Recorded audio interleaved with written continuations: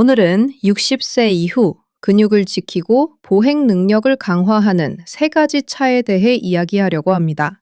서울 강남의 한 시니어 클럽에서 회원분들이 이런 얘기를 자주 하신대요. 예전 같으면 버스 한 정거장쯤은 걸었는데 요즘은 두 블럭만 가도 다리에 힘이 빠져요. 아랫집 김 여사님은 의자에서 일어나는 것도 힘들다던데 나도 곧 그럴까 걱정돼요. 이런 증상, 단순한 노화가 아닙니다. 근감소증이라는 신호일 수 있어요.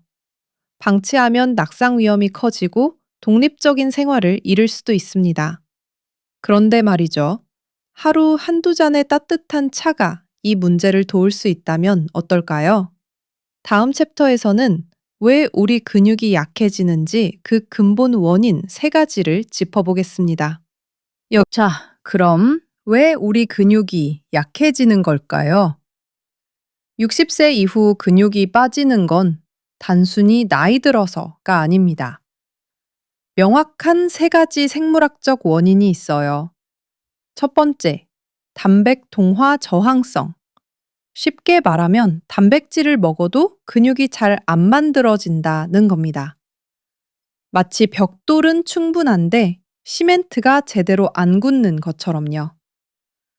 젊을 땐 고기 한 덩이만 먹어도 근육이 쑥쑥 붙었는데 60세 넘어서는 같은 양을 먹어도 근육으로 전환되는 효율이 뚝 떨어집니다. 두 번째, 만성 저도염증. 이건 몸속에 오래된 불씨처럼 숨어 있는 염증이에요. 감기처럼 확 아픈 건 아니지만 은은하게 계속 타오르면서 근육을 서서히 갉아먹습니다. 이 염증은 근육 세포를 공격하고 회복을 방해하죠. 세 번째, 혈류 감소. 나이가 들면 혈관이 좁아지고 탄력이 떨어집니다. 그러면 근육까지 산소와 영양이 제대로 전달되지 않아요. 마치 농작물에 물을 주는 호스가 막힌 것과 같죠. 아무리 좋은 비료를 줘도 뿌리까지 닿지 않으면 소용없습니다.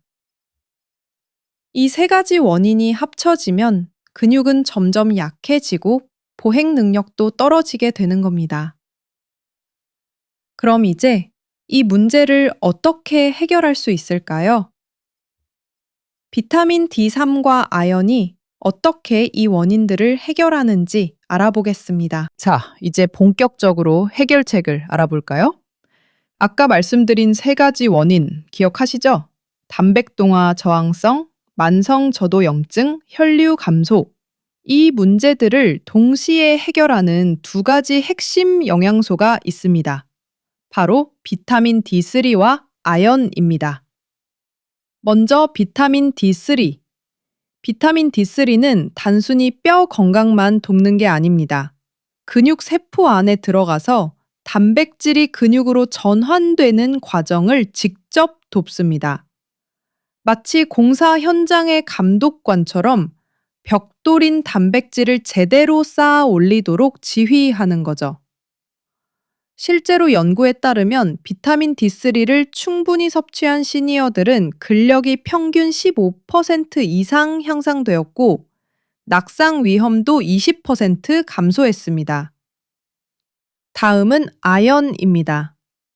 아연은 근육의 복구팀이라고 할 수 있어요. 손상된 근육 섬유를 빠르게 회복시키고 새로운 근육이 자라도록 신호를 보냅니다. 또한 아연은 면역 체계를 강화해서 만성 저도염증을 줄여주고 혈관 건강도 개선해 영양 공급을 원활하게 만듭니다. 쉽게 말하면 비타민 D3는 근육을 짓는 감독관, 아연은 손상된 근육을 고치는 수리공인 셈이죠. 이 두 영양소를 함께 섭취하면 단백동화 저항성을 극복하고 염증을 잡고 혈류까지 개선되어 60세 이후에도 힘있게 걷고 독립적인 생활을 유지할 수 있습니다. 그런데 말이죠. 모든 보충제가 다 좋은 건 아닙니다. 다음 챕터에서는 야간에 절대 먹으면 안 되는 보충제들에 대해 알려드리겠습니다. 자, 이제 중요한 주의사항을 알려드릴게요. 비타민 D3과 아연이 좋다고 해서 아무 때나 먹으면 되는 걸까요? 절대 아닙니다. 특히 저녁이나 자기 전에 먹으면 안 되는 보충제들이 있습니다. 첫 번째, 비타민 B군. 비타민 B는 에너지 대사를 활성화시킵니다. 낮에는 좋지만 밤에 먹으면 잠이 안 오거나 깊은 수면을 방해할 수 있어요. 마치 자기 전에 커피를 마시는 것과 비슷하죠? 두 번째, 철분. 철분은 소화가 느리고 위장에 부담을 줄 수 있습니다. 저녁에 먹으면 속이 더부룩하거나 소화 불량을 일으킬 수 있어요. 세 번째, 고용량 마그네슘. 적정량의 마그네슘은 수면에 도움이 되지만 고용량으로 먹으면 오히려 설사나 복통을 유발할 수 있습니다. 그렇다면 언제 먹어야 할까요?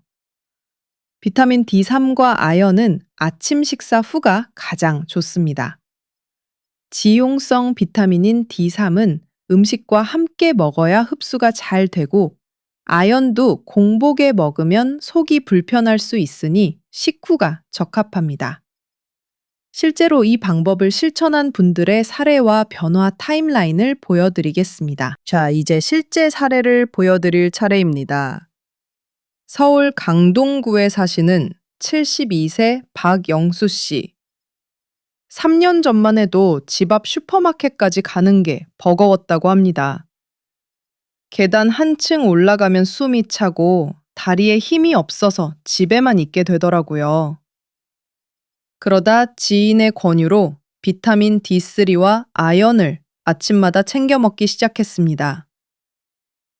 1개월 후 아침에 일어날 때 몸이 가벼워진 걸 느꼈대요. 뭔가 달라진 것 같은데 확신은 없었어요. 3개월 후 계단을 오를 때 숨이 덜 차고 다리에 힘이 붙기 시작했습니다. 아, 이게 효과가 있구나 싶었죠. 6개월 후, 이제는 버스 한두 정거장은 걸어 다닙니다. 손주들과 공원에서 산책도 즐기게 됐대요. 예전엔 상상도 못했던 일이에요. 이제 혼자서도 충분히 생활할 수 있다는 자신감이 생겼습니다. 이게 바로 작은 습관이 만든 큰 변화입니다. 물론 개인차는 있습니다. 하지만 중요한 건 꾸준함이에요.